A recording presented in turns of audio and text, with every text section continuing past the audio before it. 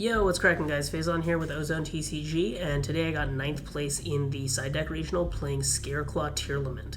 Obviously, just barely bubbling out of top 8 is a little annoying, but I'm honestly not too mad about it just because this is the first tournament I got to play this deck in, and it performed quite well. I just need to do some fine-tuning in terms of deck list and a little bit of technical play as well. I decided to take Scareclaw Tier for a few reasons. One, I like playing decks that are a little different just because they're more fun. Rather than just playing normal Danger Tier mirrors for 8 hours straight, at least my deck does something a little unique. Two, I wanted a deck that is a little more resilient in the face of Nibiru, and the Scareclaw engine gets you into Baron very quickly and very consistently, which is great. And finally, when your opponent doesn't exactly know what your cards do, they tend to interact with it in inefficient ways, which is great. But yeah, before we get into the list, shout outs to my team OzoneTCG. If you're seeing this on my channel, I'm going to leave a link in the description to their Discord. Other than that, shout out to all the Dreadnought guys that I always test with. I'm going to leave a link to that Discord as well. But let's go ahead and get into it.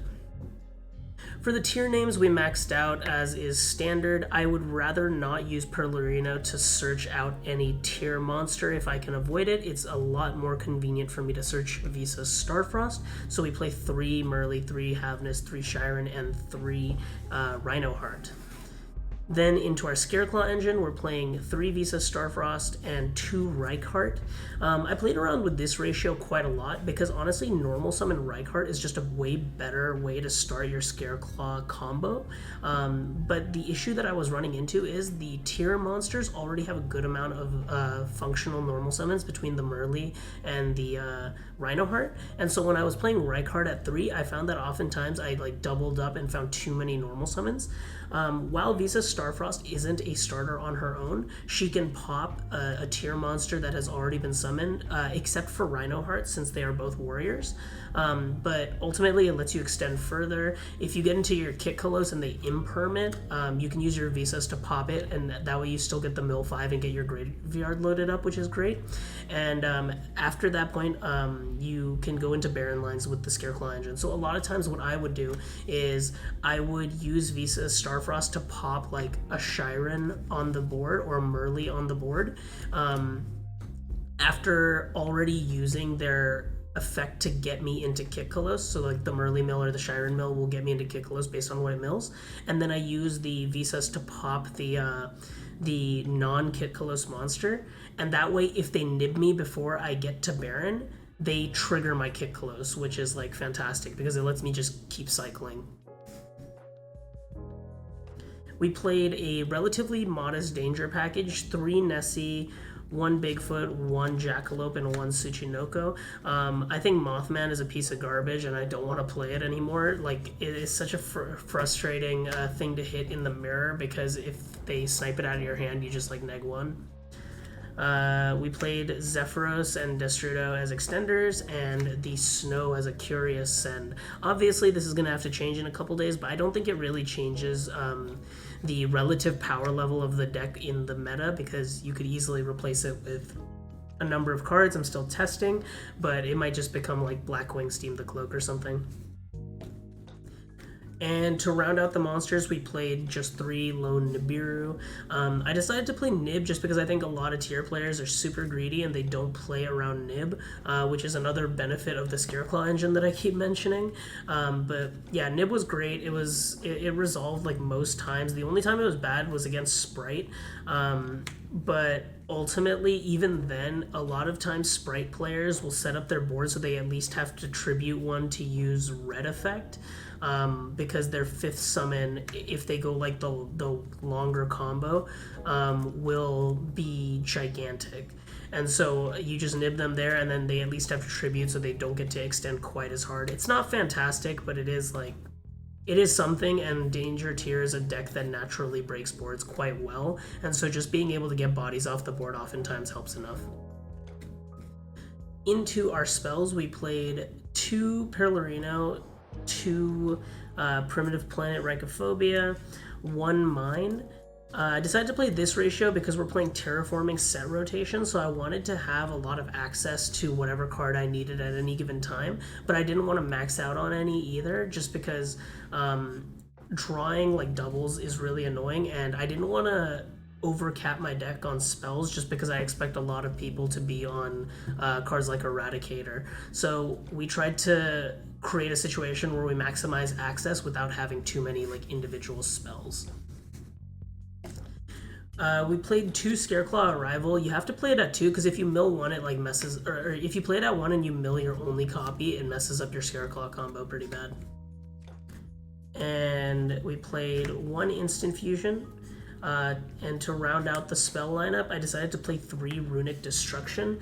The logic behind this is that it is a mine out, and if you want, you can use it as an extender to summon Jerry, which is a level 4 dark monster, totally like in line with what this deck tends to want out of its combo pieces.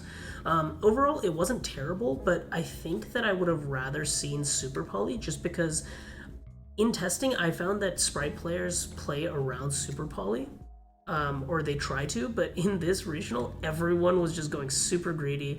Everyone was using Toad Effect and Standby to summon out of the deck. Everyone was summoning like Elf plus Red plus Toad, and so I could have Super Poly'd the Elf and the Red. Like there was just so many situations where I was like, wow, I could Super Poly the Sprite board, even though like typically I see Sprite players play around it, but I guess just this tournament everyone was being super greedy.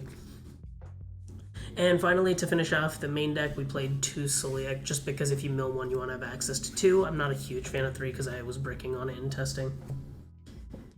Moving on to our extra deck, played 1 Kitkalos, 1 Kaleido Heart, Mud Dragon, Garura, and Dragostapelia. These are like standard at this point. I played the 1 Jerry for the Runic Destruction, as I mentioned.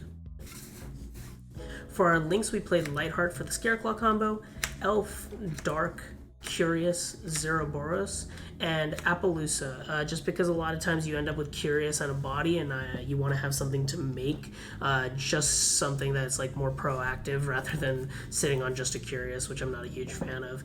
I decided not to play IP in this deck just because in testing it wasn't really coming up. In this version, because I set up Baron, I don't really want to Elf IP and then Zeroboros nuke the field. I didn't expect to see a lot of trap decks either, so it just felt a little unnecessary. For Synchro, we play the Baron, as mentioned, and we played 2 Ixies, Dweller and Baguska. I decided to play Baguska just because I wanted to have a play in this deck that has so many level 4s between the Jerry, the Rhino Heart, the Shiren, and the Scareclaw Reichart. I wanted to have something to do if I got Dimension Shifted. I got D-Shifted twice this tournament. I summoned Baguska both times, and both times it actually let me stall out for the win. And so overall, this card performed like phenomenally. Moving on to the side, we played Gamma Driver. I wanted to have a card that was just generically good going second especially, and Gamma Driver is just like the best set in my opinion.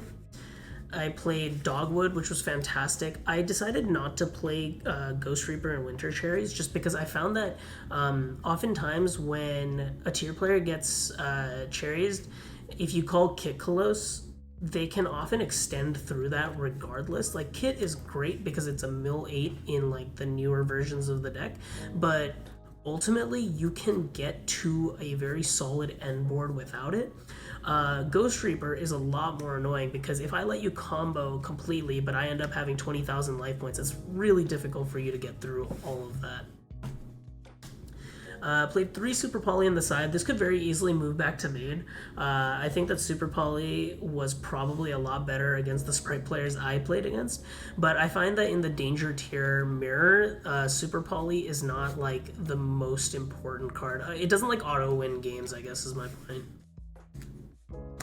We played 2 Cyclone and Reboot. This is just going to get replaced with another Cyclone very likely. And then to round out the side deck, we played Eradicator and Nightmare Griffin. Oftentimes I would side in Griffin even if I didn't side in Eradicator, like going second for example, because a lot of times like certain cards just won't come up. Like if you're playing against like pure sprite, oftentimes I would just would side out the Dweller, because if they're going first and they set up their Toad already, like I don't really care too much about getting to Dweller. That's not really my main goal. And setting up Griffin ends up being a little more useful in my eyes in those situations, but I think it ultimately comes down to player preference. But yeah, that's the list. I think overall, as I mentioned, the deck performed quite well. Definitely some fine-tuning needs to be done, but I think that even post-ban list, this deck is going to be fantastic because there's only 2 cards I need to replace between the red reboot in the side deck and the snow in the main deck. The ceiling on it is incredibly high. It's very non-linear and offers a lot of options, and ultimately it's really, really fun.